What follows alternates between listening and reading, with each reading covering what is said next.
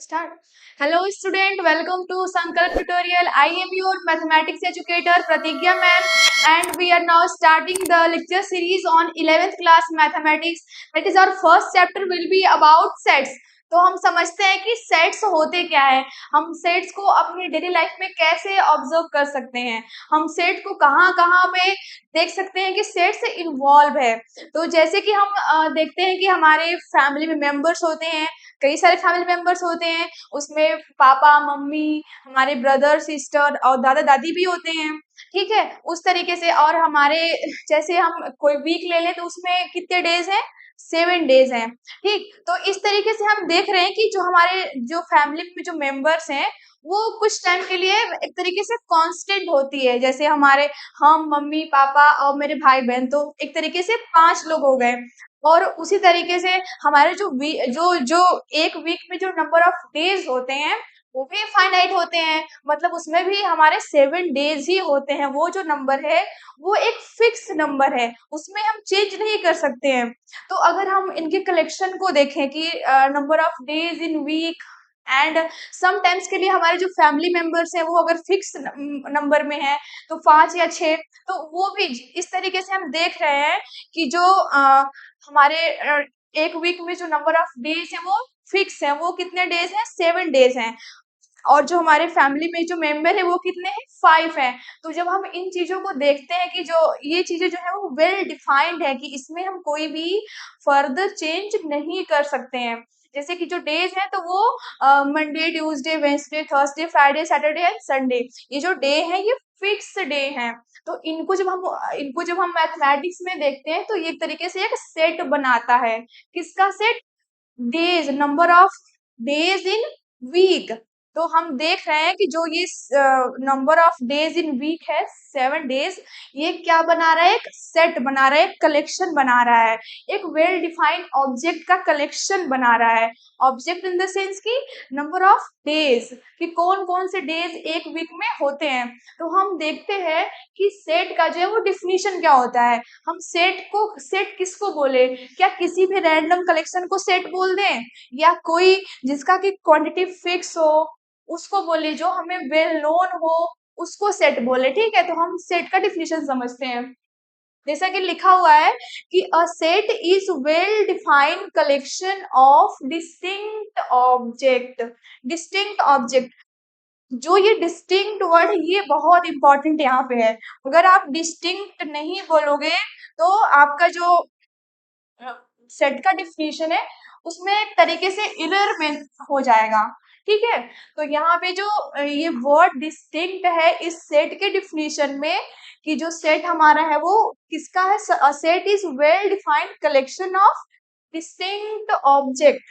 कि जो हमारा सेट होता है वो एक वेल डिफाइंड कलेक्शन है, किसका, अलग अलग ऑब्जेक्ट्स का। ऑब्जेक्ट्स बोले या एलिमेंट्स बोले या थिंग्स बोले, बात एक ही है। ठीक है, तो हम क्या कह रहे हैं, जो सेट होता है, अ set is well defined collection. Collection में जीरो कलेक्शन भी हो सकता है, एक उसमें वन ऑब्जेक्ट भी हो सकता है, टू ऑब्जेक्ट भी हो सकता है, थ्री एंड इससे मोर, इससे ज्यादा भी हो सकता है। ठीक है, सेट में जो एलिमेंट की प्रोबेबिलिटी, जो कलेक्शन यहाँ पे वर्ड है इसका मतलब क्या है कि कलेक्शन, या तो कलेक्शन जीरो कलेक्शन हो, या तो नंबर ऑफ कलेक्शन कोई फाइनाइट हो, या इनफाइनाइट कलेक्शन हो, ये सब पॉसिबिलिटी है। ठीक है, यहाँ पे तो हम यहाँ पे क्या कह रहे हैं कि a set is well defined collection of distinct object। distinct मतलब क्या होता है, अलग अलग ऑब्जेक्ट। ऐसा नहीं कि आप यहाँ पे जैसे क्लासरूम में क्या होती है, बेंचेस होते हैं, तो बेंचेस सारे सेम टाइप के होते हैं, तो वहां पे आप डिस्टिंक्ट वर्ड यूज नहीं करोगे क्योंकि सारे जो बेंचेस हैं वो सेम है। तो हम बेंच का एक तरीके से सेट लेना कोई मतलब कोई उसमें डिस्टिंक्ट वाली बात नहीं आएगी, क्योंकि सारे जो बेंचेस हैं वो सेम तरीके के दिखते हैं, सेम जैसे ही हैं। ठीक है, उनका साइज शेप सारा कुछ सेम है। तो हम जो बेंचेस के यहाँ जो कलेक्शन ले रहे हैं वो जो है वो सेट में उसमें जो डिस्टिंक्ट वर्ड है उसका कोई मतलब नहीं है, ठीक है। उसी तरीके से जब हम सेट का डिफिनीशन पढ़ते हैं तो वहां पे जब हम कलेक्शन लेते हैं तो कलेक्शन में ये ध्यान रखते हैं कि जो ऑब्जेक्ट है वो डिस्टिंक्ट हो, अलग अलग हो। रिपीटेटिव ऑब्जेक्ट को हम वहां पे कंसीडर नहीं करते हैं, ठीक है। तो डिफिनीशन हमारा क्या है कि a set is well defined collection of distinct object, ठीक है। जैसे कि हमने एग्जांपल दिया था कि number of days in week कितने होते हैं, 7 डेज होते हैं। तो वो सारे डेज क्या है, डिस्टिंक्ट है, अलग अलग है। संडे अलग है, मंडे अलग है, ट्यूसडे अलग है, वेंसडे अलग है। इसी तरीके से सारे डेज जो है वो अलग अलग है, ठीक है। तो इसका जो कलेक्शन हम जब लेंगे डेज इन वीक तो ये क्या बनाएगा, एक सेट बनाएगा। तो आगे हम क्या देखते हैं कि set is denoted by capital letter.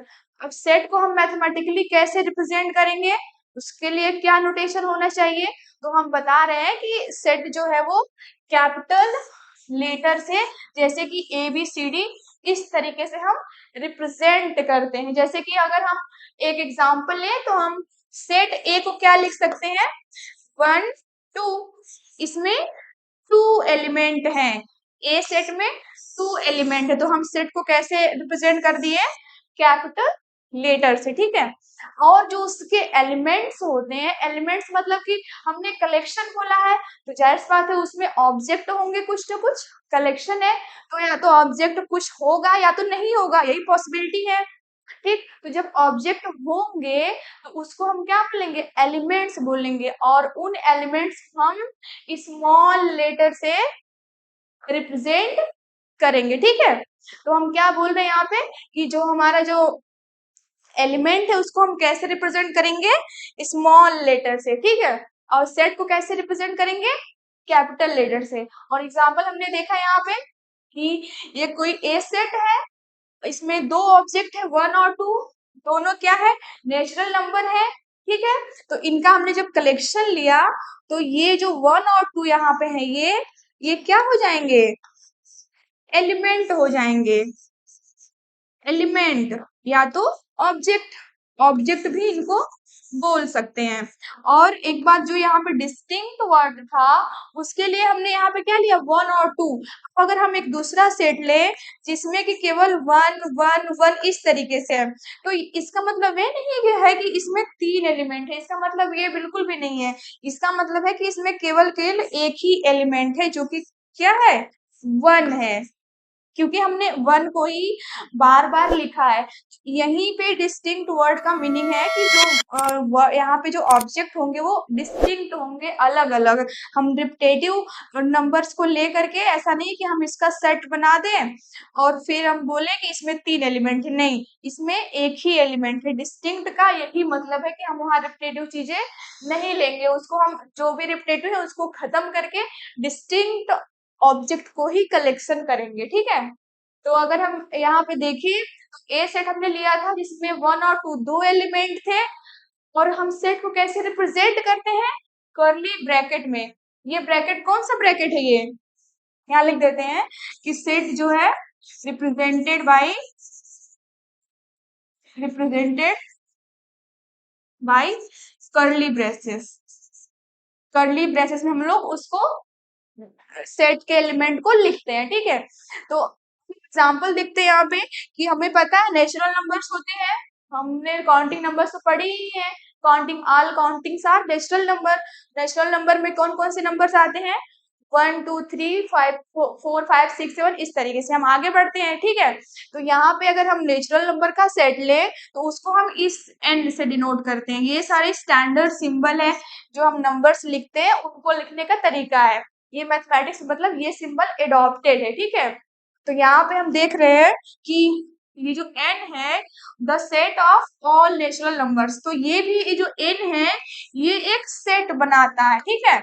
यहाँ पे जो ये n है, the set of all natural numbers, ये भी एक सेट बनाता है।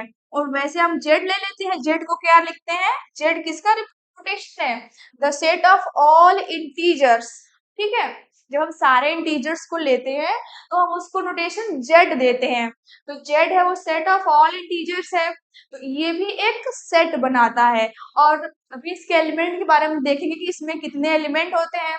तो नेचुरल नंबर्स में कितने एलिमेंट है, बहुत सारे एलिमेंट होते हैं, उनकी काउंटिंग एक डेफिनेट काउंटिंग तो है नहीं। 1 2 3 4 5 हम लोग आगे बढ़ते जाते हैं तो इनफाइनाइट नंबर इसमें है। तो यहाँ पे जो सेट है ये, इसमें नंबर ऑफ एलिमेंट है वो फिक्स नहीं है। अभी इसको आगे हम पढ़ेंगे कि उस सेट में कितने कैटेगरी होती है, उसमें हम पढ़ेंगे, ठीक है। तो यहाँ पे हम बस ये देखते हैं कि जो नेचुरल नंबर होता है वो सेट बनाता है, और जो इंटीजर होता है वो भी क्या बनाता है, सेट बनाता है, जिसको हम भी जेड से रिप्रेजेंट करते हैं। और हम क्यू देखें तो क्यू भी एक सेट बनाता है, किसका, रेशनल नंबर्स का, है ना। जो क्यू है वो भी बनाता है रेशनल नंबर्स का सेट। अब अगर हम नेचुरल नंबर के एलिमेंट को लिखना चाहे तो कैसे लिख सकते हैं, 1 2 3, इस तरीके से आगे बढ़ते जाएंगे, बहुत सारा जाएंगे, ठीक है। ये नेचुरल नंबर्स के लिए हो गया। वैसे ही जब हम जेड के लिए लिखेंगे the set of all integers, तो कैसे रिप्रेजेंट करेंगे, यहाँ पे इसको रिप्रेजेंट करेंगे ऐसे, -2 -1 0, इधर भी ऐसे एक्सटेंड होगा, और 1 2 इस तरीके से आगे इधर एक्सटेंड होगा, ठीक है। तो ये जो है रिप्रेजेंटेशन ये किसकी है, the set of all integers. वैसे ही हम Q को देखें, the set of all rational numbers. Rational number क्या होता है, डेफिनेशन तो मालूम होगा आप लोगों को कि सेट ऑफ रेशनल नंबर्स किसे बोलते हैं, कि the form of a by b such that कि b not equal to 0 and a b belong to integer, ठीक है। तो ये जो रेशनल नंबर्स का जो कलेक्शन लेते हैं तो वो भी एक सेट बनाता है। तो हम इसमें कैसे एलिमेंट आ सकता है, इसमें तो 1 2 1/2 1/3 इस तरीके से बहुत सारे एलिमेंट हो जाएंगे इस क्यू सेट में। हम आगे और एक भी एग्जांपल देखते हैं, जैसे क्यू कॉम्प्लीमेंट, ये क्या इसको पढ़ते हैं, क्यू कॉम्प्लीमेंट, क्यू के ऊपर छोटा सा सी, तो ये क्यू कॉम्प्लीमेंट है। ये किसका कलेक्शन होता है, तो set of all irrational numbers. ये इरेशनल नंबर्स जब हम लोग सारा कलेक्शन लेते हैं तो ये क्यू कॉम्प्लीमेंट बनाता है। और इसमें हम देखें कि इसमें कैसे कैसे एलिमेंट होते हैं, तो क्या देख सकते हैं, इसमें एलिमेंट किस टाइप से होते हैं, √2 √3 √5, ये सब तो होते हैं। तो ये सब जो है, ये जो कलेक्शन लेते हैं तो ये भी एक सेट बनाता है, ठीक है। तो जो क्यू कॉम्प्लीमेंट है set of all irrational numbers, ये भी सेट बनाता है। नेक्स्ट है हमारा जेड प्लस। अभी जेड तो हम जानते थे कि सेट ऑफ इंटीजर्स होता है, लेकिन जेड प्लस क्या होता है, जेड प्लस मतलब कि the set of all positive integers, क्योंकि इंटीजर्स में क्या होता है, नेगेटिव नंबर्स भी तो होते हैं, है ना, -1 -2 -3। लेकिन यहाँ पे हम क्या ले रहे हैं, केवल वो नंबर्स ले रहे हैं जो कि पॉजिटिव हो, नेगेटिव को हम यहाँ पे छोड़ रहे हैं।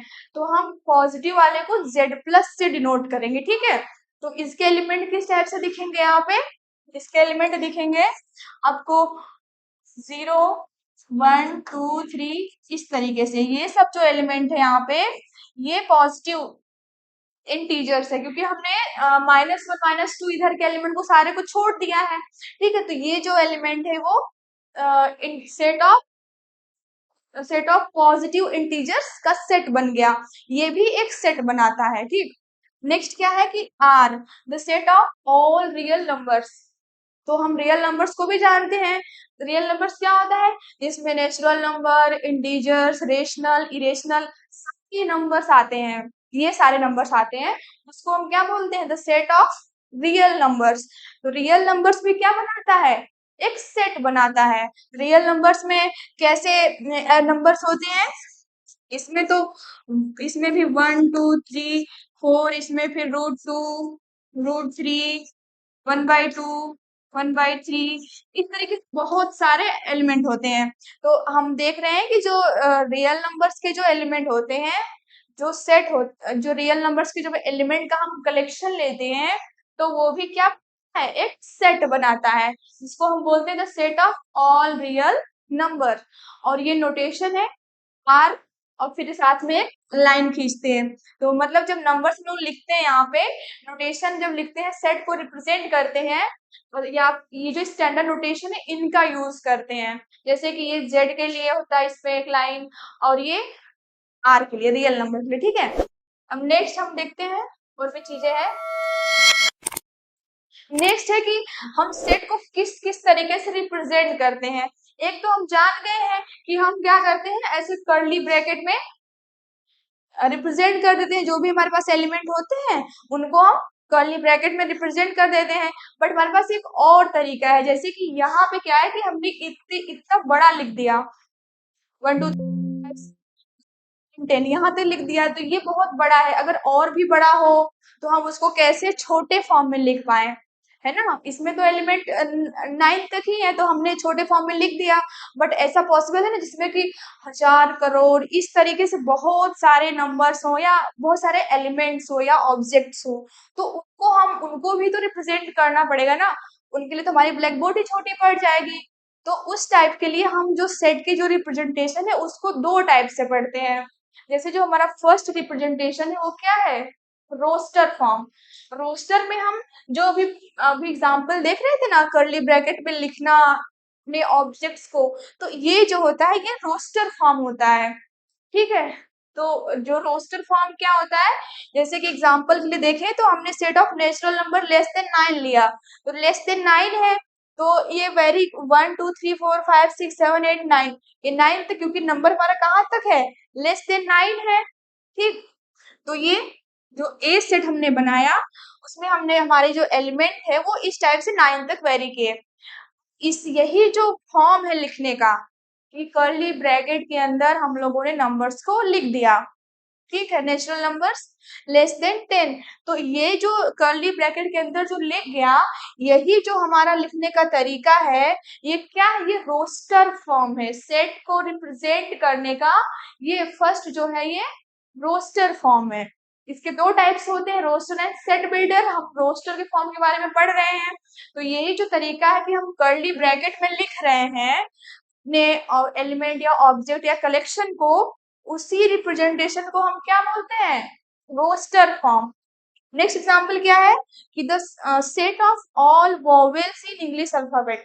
वॉवेल्स कौन कौन सी होती हैं, A E I O U, 5 vowel ही होती हैं इंग्लिश अल्फाबेट में। ठीक है, तो इनका कलेक्शन हम कैसे लिख सकते हैं, ऐसे लिख सकते हैं, कोई बी हमने ले लिया सेट, बी को ले लिया A E I O U, तो ये जो हमने कर्ली ब्रैकेट में लिख दिया A E I O U, तो ये भी जो सेट को लिखने का तरीका है ये कौन सा है, ये भी रोस्टर फॉर्म है कि हमने अपने जो सेट के एलिमेंट है या कलेक्शन थी उसको हमने कर्ली ब्रेसेस में डिनोट किया। ठीक है, तो ये भी हमारा एक सेट रिप्रेजेंट करने का तरीका है जिसको कि हम रोस्टर फॉर्म कह रहे हैं। नेक्स्ट हमारा है सेट बिल्डर फॉर्म। इसमें हम देखते हैं कि इसमें कैसे हम समझते हैं, कैसे लिखते हैं सेट को। सेट बिल्डर फॉर्म जो है वो मेनली हम कब यूज करते हैं, जब हमारे पास सेट का जो बहुत बड़ा उसमें का कलेक्शन हो, तो उसको हम छोटे वे में लिखने के लिए, उसको कंसाइज करने के लिए, उसको स्मॉल करने के लिए हम लोग सेट बिल्डर फॉर्म का यूज करते हैं। जैसे कि एग्जाम्पल के लिए, जैसे कि हमारे पास ये इंग्लिश अल्फाबेट है कि बी जो हमारे इंग्लिश अल्फाबेट है वो में बी में अगर हम इंग्लिश अल्फाबेट लें तो कौन कौन से आएगा, A E I O U। तो यहाँ तो 5 एलिमेंट ही है। ठीक है, लेकिन ऐसा पॉसिबल है ना कि बी के पास कोई अदर सेट हो जिसमें कि और सारे एलिमेंट हो, बहुत सारे हो। ठीक है, तो उसको हम यूज करेंगे सेट बिल्डर फॉर्म से लिखने का। तो यहाँ पे अगर हमारे पास वॉवेल्स लिखे हुए हैं तो इसको हम सेट बिल्डर फॉर्म में कैसे लिखेंगे, तो इसके लिए हम कैसे लिखेंगे कि x सच दैट कि x is vowel in English alphabet. ये जो सिंबल है ये सच दैट का है। ठीक है, ये जो सिंबल है ये सच दैट है, ये जो है ये सच दैट है। Such that. तो हम भी इसी सेट को जो रोस्टर फॉर्म में लिखा था, इसी को हम सेट बिल्डर फॉर्म में कैसे लिखेंगे कि बी में जो एक्स सच दैट कि एक्स किस टाइप से है कि एक्स जो है वो वॉवेल्स इन इंग्लिश अल्फाबेट है। एक्स जो है वो किस टाइप से है, x is vowels in English alphabet. हमें तो पता है ना कि एक्स जो वॉवेल है वो कितने होते हैं या कौन कौन से होते हैं, ठीक है। तो हम उसको फिर लिख लेंगे यहाँ पे A E I O U। तो ये और ये जो बी है ये सेम सेट का रिप्रेजेंटेशन है दो तरीके से। एक है सेट बिल्डर के फॉर्म में और दूसरा है रोस्टर के फॉर्म में, ठीक है। तो ये हम देख रहे हैं कि इसी चीज को हम ऐसे लिख रहे हैं तो भी वही मतलब है, या तो उसको हम इस तरीके से लिख रहे हैं तो भी वही मीनिंग आ रहा है, ठीक है। तो हम यहाँ पे कैसे लिख रहे हैं इस चीज को कि x such that x is vowel in English alphabet। तो हमें तो पता है कि वॉवेल्स कौन कौन सी होती हैं, A E I O U। तो इसको हम लिख लेंगे कलेक्शन में, ठीक है। तो दोनों जो फॉर्म है वो सेम सेट को लिखने के दो तरीके हैं। अब हम नेक्स्ट देखते हैं कि अगर हमारे पास ये है कोई सेट जिसमें 1 2 3 4 5 6 7 8 9 10 नाइन तक हमारे एलिमेंट है, तो ये हमारा कर्ली ब्रैकेट में है। तो ये हमारा कैसा फॉर्म है, ये हमारा रोस्टर फॉर्म है। इसको हम सेट बिल्डर फॉर्म में लिख सकते हैं। इसको हम कैसे लिखेंगे, ऐसे लिख सकते हैं कि ए में जो है curly bracket x such that कि एक्स लेस देन 10। अब लेस देन 10 है और यहाँ पे जो है एक साथ में क्या है, नेचुरल नंबर भी है, natural number. x is natural number such that कि x लेस देन 10। अब हमें पता है कि नेचुरल नंबर में हम जब लेस देन 10 लेंगे तो कौन कौन से एलिमेंट आएंगे, उसमें 1 आएगा, 2 3 4 5 6 7 8 9, यही तक तो एलिमेंट आएंगे क्योंकि हमने क्या बोला है कि x सच दैट कि x लेस देन 10, ठीक है। आप लोग समझ रहे होंगे इस चीज को। तो यहाँ पे हम जो x को लेस देन 10 ले रहे हैं तो हम इसको फिर कर्ली ब्रैकेट में लिख सकते हैं 1 2 3 4 5 6 7 8 9 10, ठीक है। तो ये जो रिप्रेजेंटेशन है ये तो रोस्टर है, ये रोस्टर फॉर्म यहाँ बोलेंगे और इसको क्या बोलेंगे, ये सेट बिल्डर फॉर्म है। अब देखिए इसमें डिफरेंस भी है, यहाँ पे हमारा जो सेट है वो बहुत बड़ा चला गया है बट इसको हम एक तरीके से छोटा करके यहाँ पे लिख दिए है ना। तो ये मेनली जो यूज होता है सेट बिल्डर फॉर्म, वो चीजों को छोटा करने के लिए यूज होता है ताकि हम अपने जो हमारा जो सेट है या कैलकुलेशन है उसको इजी बना पाए, छोटा बना पाए, ठीक है। इसीलिए हम लोग सेट बिल्डर का यूज यहाँ पे कर लेते हैं। अब नेक्स्ट क्या है, जैसे कि ये सी लिखा हुआ है, सी सेट कैसे है कि x such that x is natural number divisible by 2। ये हमारा किस फॉर्म में लिखा हुआ है, ये सेट बिल्डर फॉर्म में लिखा हुआ है। इसको हम रोस्टर फॉर्म में लिख सकते हैं। कैसे लिखेंगे, यहाँ पे सी में कौन कौन से एलिमेंट है, x सच दैट कि x is natural number divisible by 2। अब नेचुरल ऐसे नेचुरल नंबर जो कि 2 से डिविजिबल हो, तो वो नेचुरल नंबर क्या क्या हो सकते हैं, 2 भी हो सकता है, 4 भी हो सकता है, 6 भी हो सकता है, 8, ऐसे ऐसे ऐसे करके बहुत सारे एलिमेंट है ना, जिसका कोई अंत नहीं है, जिसका लास्ट यहाँ पे कुछ नहीं है, ये तो बढ़ता जाता है। अब हम देख रहे हैं कि जो हमारा सी सेट है वो कितना बड़ा ऐसे जा रहा है, यहाँ से जाते जाएगा। लेकिन लेकिन जब हम इसको रोस्ट सेट बिल्डर फॉर्म में लिख दिए तो ये बहुत ही इजिली हम छोटे वे में छोटे से एक लाइन में लिख दिए पूरे सेट को। तो एक तरीके से इसी सेट को रिप्रेजेंट करने के दो तरीके यहाँ पे हो गए, एक सेट बिल्डर फॉर्म, एक रोस्टर फॉर्म, ठीक है। तो हमने नेचुरल नंबर को सेट बिल्डर फॉर्म में ऐसे रिप्रेजेंट कर दिए कि x such that x is natural number divisible by 2। आगे नेक्स्ट देखते हैं। नेक्स्ट क्वेश्चन है कि write the solution set of equations x square plus x minus 2 equal to 0 in roster form. तो सबसे पहले हम क्या करेंगे, इस इक्वेशन का सोल्यूशन फाइंड करेंगे, है ना। इसका सोल्यूशन फाइंड करेंगे और रोस्टर फॉर्म में लिखना है। रोस्टर फॉर्म कैसी होती है, रोस्टर फॉर्म में हम लोग क्या लिखते हैं, कर्ली ब्रेसेस में जो एलिमेंट आते हैं उनको लिख देते हैं कॉमा लगा के, कॉमा के साथ, है ना। तो यहाँ पे भी पहले हम इस इक्वेशन की रूट फाइंड कर लेते हैं। सॉल्यूशन मतलब क्या होता है, रूट होता है। सॉल्यूशन सेट मतलब रूट, ये हम पहले ही पढ़ चुके हैं रूट कैसे फाइंड करते हैं। तो हमने इक्वेशन उठाई, इसका फैक्टराइजेशन यहाँ पे किया, ठीक, और इसका हम फिर देख रहे हैं कि यहाँ पे जो x की जो जो इस इक्वेशन की जो रूट है वो x इक्वल टू 1 एंड -2 ये निकल आई। और हमारा क्वेश्चन क्या था कि सॉल्यूशन सेट को हमें रोस्टर फॉर्म में लिखना था, ठीक है। तो हमारे पास सॉल्यूशन निकल गया 1 एंड -2।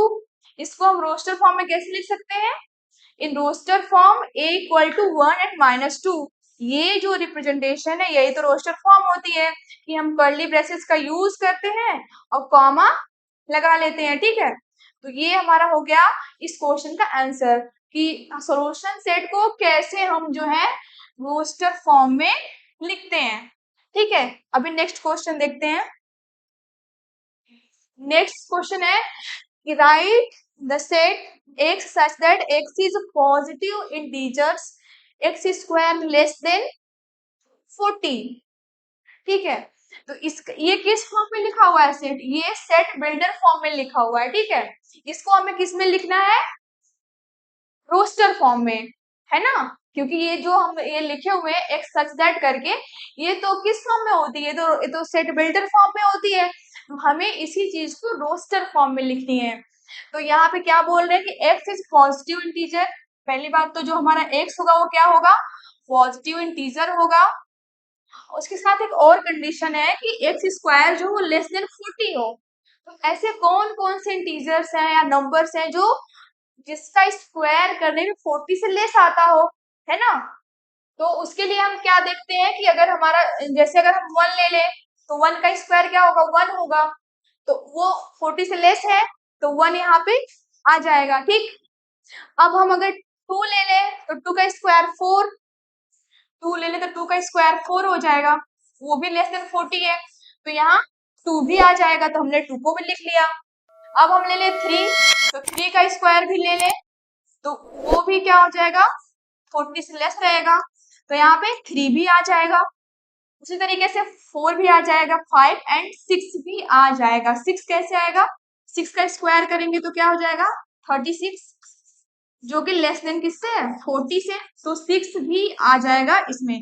तो इस सेट जो सेट बिल्डर फॉर्म में लिखा हुआ था, इसको जब हम रोस्टर फॉर्म में लिखे तो हमारा सेट ये बन गया, ठीक है।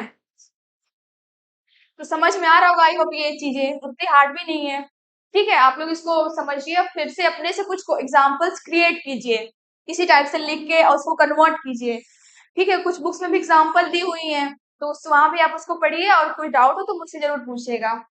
नेक्स्ट क्वेश्चन देखते हैं कि राइट द सेट ए, इस टाइप से सेट गिवन है इन सेट बिल्डर फॉर्म।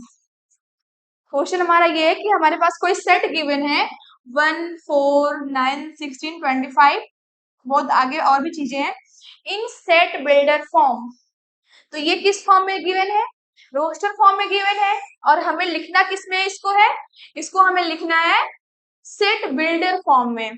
तो सेट बिल्डर फॉर्म में कैसे लिखेंगे, हमने क्या लिखा, ए को ए लिखा, A equal to curly bracket x such that x is the square of natural number. क्योंकि हम देख रहे हैं यहाँ पे जो 1 4 9 16 25 है, ये तो सारे स्क्वायर नंबर है, ठीक है। किसके स्क्वायर है, ये 1 का स्क्वायर है, ये 2 का, ये 3 का, ये 4 का, ये 5 का। ऐसे ही और भी नंबर है जो आगे एक्सटेंड हो रहे हैं। तो यहाँ पे हम देख रहे हैं कि जो हमारा ए में जो एलिमेंट है वो स्क्वायर है, नेचुरल नंबर्स का स्क्वायर है। तो उसको हम लिख सकते हैं, यहाँ पे इसको उठा लिया, x such that x is the square of natural number. अब ये बात और ये बात बिल्कुल सेम है, लिखने का बस तरीका अलग अलग है ना। क्योंकि यहाँ पे भी हमने क्या लिखा है कि एक्स सच दैट कि x is square of natural number, और यहाँ पे भी वो नंबर्स के फॉर्म में लिखे हुए हैं। तो ये हम देख पा रहे हैं कि हम कैसे किसी एक ही सेट को दो तरीकों से रिप्रेजेंट कर पा रहे हैं, ठीक है। तो यहाँ पे हमने सेट ए को सेट बिल्डर फॉर्म में लिखा। नेक्स्ट देखते हैं। नेक्स्ट है type of set. Type of set, उसमें कितने टाइप्स आते हैं? उसमें 4 टाइप्स आते हैं।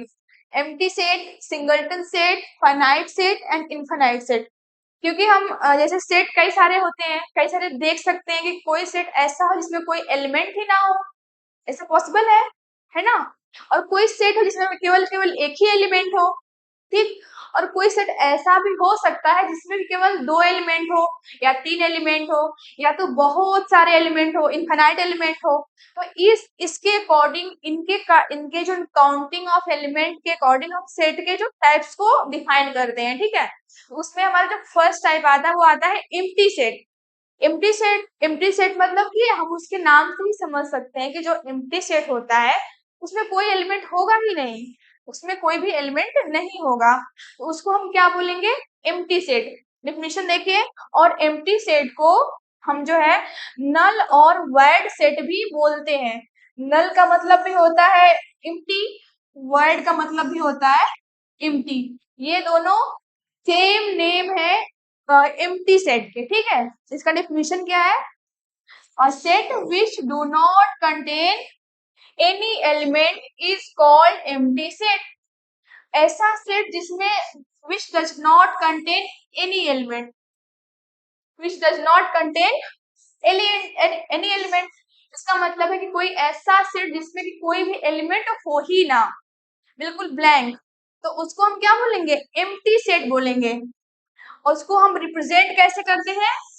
हाई से रिप्रेजेंट करते हैं, या तो ब्रैकेट बना के उसमें कोई भी एलिमेंट ना लिखें। जैसे कोई अगर सेट है ए, बीच कोई सेट है, इसको हम कैसे लिखेंगे? ये कैसा सेट है? ये एम्प्टी सेट है। एग्जाम्पल देखते हैं इसका कि अगर कोई ए सेट है कि सच दैट कि x greater than 1 and greater than less than 2, जो हमारा सेट ए है वो क्या है?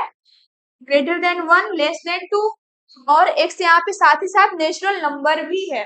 तो क्या ऐसा कोई पॉसिबल है जिसमें कोई नेचुरल नंबर जो 1 और 2 के बीच आता हो? ऐसा पॉसिबल है कि कोई जो नंबर नेचुरल नंबर है वो 1 और 2 के बीच लाई करे? ऐसा तो बिल्कुल नहीं है, क्योंकि 1 के बाद तो 2 ही आता है। नेचुरल नंबर में क्या आता है? 1 के बाद तो 2 ही आता है। हमारे पास कोई नंबर तो है नहीं जो कि 1 और 2 के बीच लाई करे। लाई मतलब उसमें उसके बीच में मिले या पाया जाए। तो हम देख रहे हैं कि जो हमारा ये जो सेट है जिसमें कि x सच दैट कि x less than and greater than 1 less than 2 है, यहाँ पे कोई रेशनल नंबर हमको मिलेगा, ठीक है। तो इस केस में जो a हो जाएगा हमारा, जो a हो जाएगा वो 5 हो जाएगा। जो a हो जाएगा उसको हम क्या लिखेंगे? 5 लिखेंगे। या तो इसको हम क्या लिख सकते हैं इस तरीके से। यही जो यही जो सेट है जिसमें कोई एलिमेंट हमको नहीं मिला, ये क्या हो जाएगा? ये एम्प्टी सेट हो जाएगा, ठीक है। नेक्स्ट देखते हैं कि सिंगलटन सेट। सिंगलटन सेट जैसा कि नाम से ही समझ में आ रहा है कि सिंगलटन जो है वो सिंगल से बना हुआ है। तो सिंगलटन मतलब कि जिसमें केवल और केवल एक एलिमेंट हो, ठीक है। तो हम क्या बोलते हैं? A set containing only one element, जिसमें कि केवल केवल और केवल एक ही एलिमेंट हो, ऐसे सेट को हम क्या बोलेंगे? Singleton set. जैसे कि एग्जांपल के लिए ए को हमने इस तरीके से लिख दिया, ए एंड बी को लिख दिया 1, तो ये जो एग्जांपल है ये कैसे है? ये सिंगलटन सेट के एग्जांपल है। नेक्स्ट आते हैं फाइनाइट सेट। हमने देखा कि एम्प्टी सेट होता है जिसमें कोई एलिमेंट नहीं होता। सिंगलटन में देखा जहां केवल और केवल एक एलिमेंट होता है। अब हम देखते हैं फाइनाइट सेट, जिसमें कि जो नंबर ऑफ एलिमेंट है वो एक डिफिनिट होंगे, एक काउंट जिसको कि हम काउंट कर पाए, है ना। ऐसे ऐसे ऐसे जिसके एलिमेंट को हम काउंट कर पाए, तो उनको हम क्या बोलेंगे? Finite set. हमारा जो एम्प्टी सेट था उसमें भी तो हम एलिमेंट को काउंट कर सकते हैं जिसमें कि 0 एलिमेंट है। तो हमारा जो एम्प्टी सेट है वो भी कैसा है? फाइनाइट सेट ही है ना।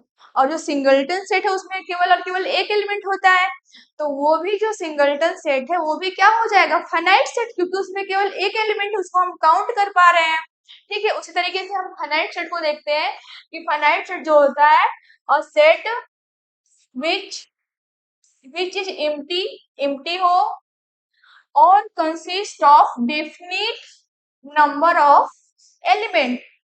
ऐसा सेट या तो वो एम्प्टी हो तो उसको हम क्या बोल देंगे कि वो हमारा फाइनाइट सेट है, क्योंकि उसमें zero number of element, zero को हम काउंट कर लिए।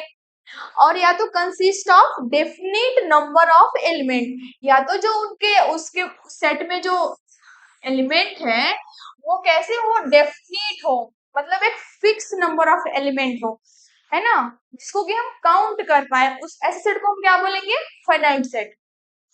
एग्जाम्पल के लिए देखते हैं कि डेज इन वीक, हमें पता होता है कि 7 डेज होते हैं और ये फिक्स भी है, वेरी तो करता है नहीं, है ना, और ये काउंटेड भी, इसको हम काउंट भी कर सकते हैं कि Sunday, Monday, Tuesday, Wednesday, Thursday, Friday, Saturday, Sunday. तो ये भी हमारा जो है ये डेफिनेट है, क्योंकि इसकी जो काउंटिंग है वो फिक्स है। तो ये जब हम इसकी जो काउंट डे, जब हम डेज इन अ वीक लेंगे तो ये भी हमारा क्या बन जाएगा, फाइनाइट सेट। अब नेक्स्ट हमारा क्या एग्जाम्पल है, मंथ्स इन अ ईयर। हमें पता है कि 1 मंथ की 1 ईयर में कितने मंथ होते हैं, 12 मंथ। ये भी एक फिक्स है, ये भी फिक्स नंबर है। तो ये जो कलेक्शन है, ये जो सेट है, ये भी क्या है, एक फाइनाइट सेट ही है। ठीक है, ये भी एक फाइनाइट सेट है। और अगर हम कोई जनरल एग्जांपल ले, जिसमें ए बी सी डी, इसमें 4 एलिमेंट है, तो ये भी जो सेट है वो क्या है, फाइनाइट सेट है। या तो हम ले लें कि नंबर ऑफ, या तो हम ले लें कि English alphabet, letters in English alphabet, हम ले लें letter in English, English alphabet.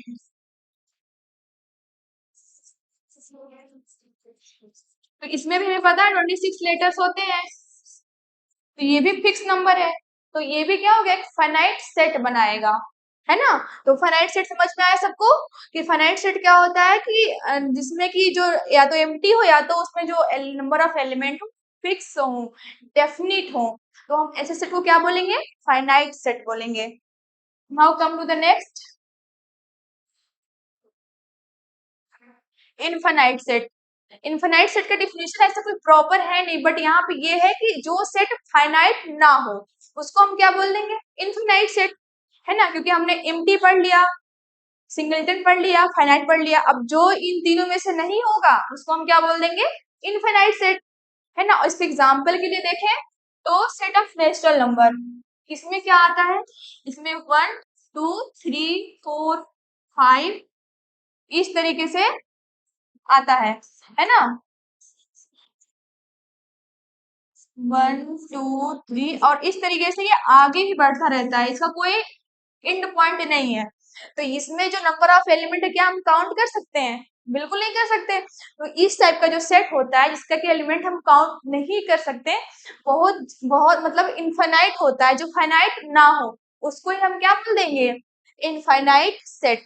उसी तरीके से सेट ऑफ इंटीजर्स भी है, उसी तरीके से सेट ऑफ इंटीजर्स भी है, इसको भी हम काउंट नहीं कर सकते क्योंकि इसमें भी बहुत सारे एलिमेंट होते हैं, इसमें भी बहुत सारे एलिमेंट होते हैं, तो इसको भी हम काउंट नहीं कर सकते। एक फिक्स नंबर इसमें नहीं है कि इतने डिसाइडेड नंबर है कि इतने ही इसमें एलिमेंट होंगे। तो इसलिए जो सेट ऑफ इंटीजर्स है वो भी क्या है, एक इनफाइनाइट सेट का एग्जांपल बन जाता है। Now come to the next, next हम क्या देख रहे हैं, इक्वल सेट्स। ऐसा पॉसिबल है ना कि दो कोई सेट हो, दो या दो तीन सेट हो जो कि बिल्कुल अपने सेम टू सेम वो इक्वल हो, है ना। अलग सेट भी हो सकते हैं बट ऐसा पॉसिबल है कि दो सेट जो वो इक्वल हो, है ना।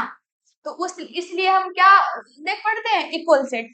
इक्वल सेट की डेफिनेशन क्या हो गई, if two if two set have same have exactly same element, है ना। ऐसे दो सेट, ऐसे दो सेट जिसके पास एग्जैक्टली सेम एलिमेंट हो, दो सेट हम लेंगे जिसमें कि एग्जैक्टली सेम एलिमेंट हो दोनों सेट में, तो हम उन दोनों सेट को क्या बोलेंगे, इक्वल सेट बोलेंगे।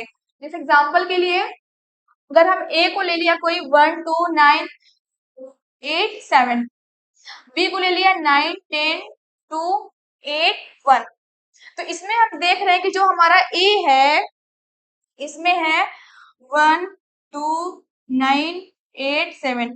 और बी में भी क्या है, 1 यहाँ पे है तो 1 यहाँ पे है, 2 यहाँ पे है तो 2 भी यहाँ पे है, 9 यहाँ पे है तो 9 यहाँ पे है, 8 है तो 8 भी है, 7 है तो 7 भी है। तो हम देख रहे हैं कि जो हमारा ए और बी है वो दोनों है इक्वल सेट्स है। कैसे? क्योंकि जो एलिमेंट यहाँ प्रेजेंट है वही एलिमेंट यहाँ भी प्रेजेंट है ना, दोनों में अलग अलग एलिमेंट नहीं है। और साथ में जब एलिमेंट सेम है तो जाहिर सी बात है जितने नंबर ऑफ एलिमेंट यहाँ होंगे उतने नंबर ऑफ एलिमेंट यहाँ भी होंगे, है ना। तो जब हम दो सेट ले रहे हैं यहाँ पे तो ये क्योंकि इनके एलिमेंट्स जो है वो सेम है, बस इनके प्लेसेस डिफरेंट हैं, तो ऐसे सेट को हम क्या बोलेंगे, ऐसे सेट को हम बोलेंगे इक्वल सेट्स। तो A and B are equal set, A and B are equal sets, equal set. ठीक है, तो हम लोगों ने आज क्या क्या पढ़ा, हम लोगों ने सेट पढ़ा, सेट की डिफिनीशन पढ़ी और सेट के एग्जांपल्स पढ़े, सेट के बहुत सारे टाइप्स भी पढ़े, और लास्टली हमने क्या पढ़ा, इक्वल सेट की दो सेट इक्वल कब होते हैं। ठीक है, तो आज के लिए इतना ही। आप लोग आगे भी इसको रिवाइज कीजिएगा, पढ़िएगा, और एग्जाम्पल बहुत सारे हैं बुक्स में, उसको कीजिएगा। और मेनली हम जो है बुक एनसीईआरटी फॉलो कर रहे हैं, साथ में नोट्स तो आर डी शर्मा के भी है, बट आप एनसीईआरटी पढ़िएगा और वहाँ जो भी क्वेश्चन है उसको सॉल्व कीजिएगा। मिलते हैं नेक्स्ट लेक्चर में। Thank you.